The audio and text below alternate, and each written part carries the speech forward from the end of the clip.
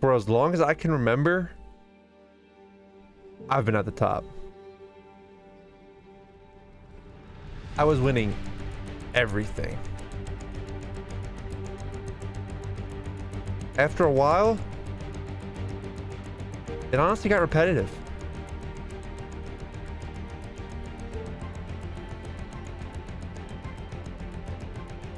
Outplaying everyone year after year after year.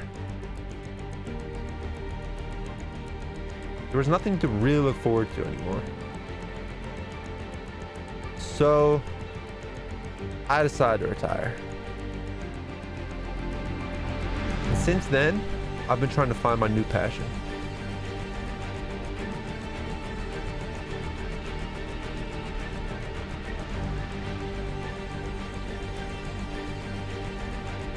But everything seemed to be too simple for me.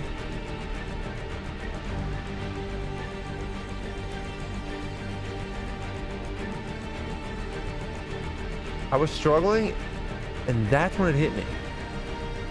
If there aren't any more great players, I'll train some myself.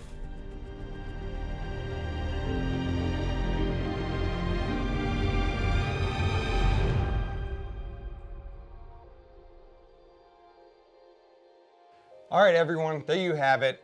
Jordan Jkap Kaplan announces the LA Thieves head coach. We're super excited to have him on board here. Jordan, how you doing today, brother? Doing fantastic. Great to be finally signed and announced, and I'm excited to get to work and hopefully get some championships with the squad. Yeah, I mean, as you know, we're super excited to have you on board here. Let's talk a little bit about what led to the decision for you to switch to coaching, because obviously you had a nice storied career, 10 plus years, a lot of championships. Jordan's obviously been a huge fan of Call of Duty forever. He's one of those guys who's always sitting there watching eights, watching scrims, like learning about the game.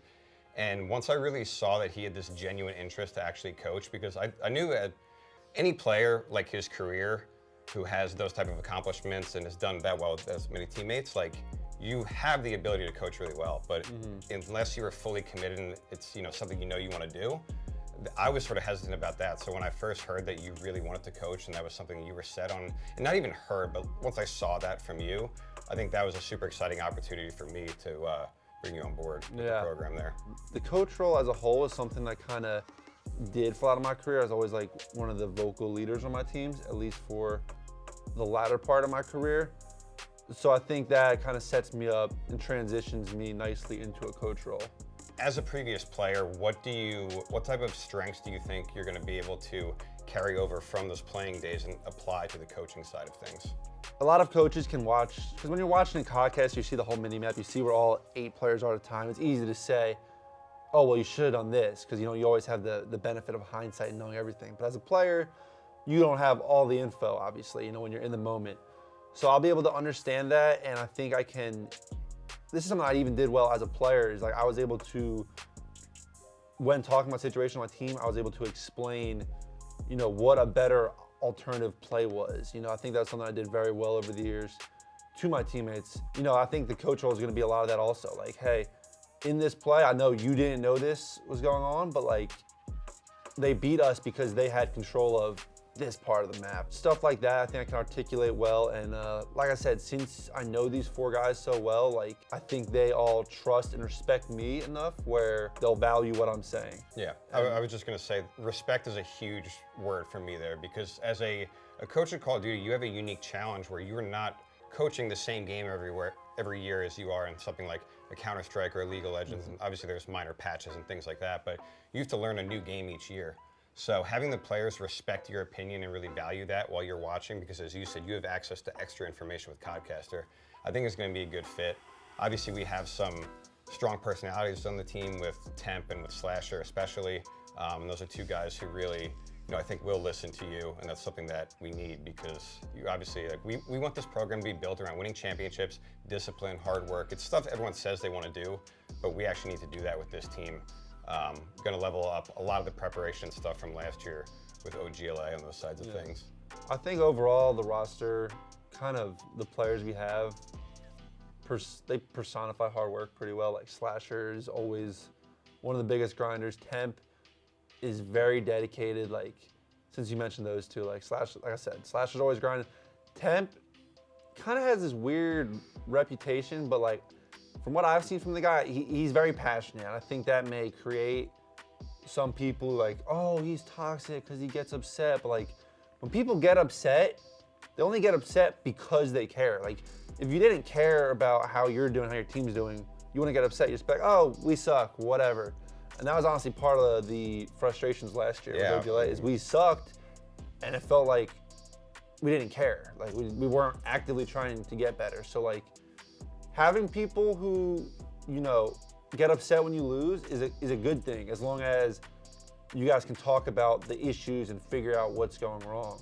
So like I don't view that as a negative thing. I think there's a lot of passion and going to be it's going to turn into a lot of hardworking individuals. I fully agree with that. After what I saw last year of like having a horrible day of scrims or losing a match and just seeing like silence from some of the people on the team, that was super frustrating. So knowing everyone's bought in, cares about this, treating it as their #1 priority, like that's what we want to see.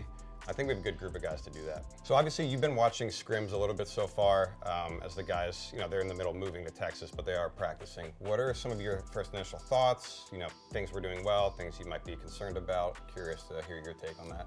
I mean, it's still early, it's hard to judge. The early discussions, you know, that I heard, you know, it seemed like some good, healthy discussions. Besides that, first off, it's early. Like, these 4 guys are super talented.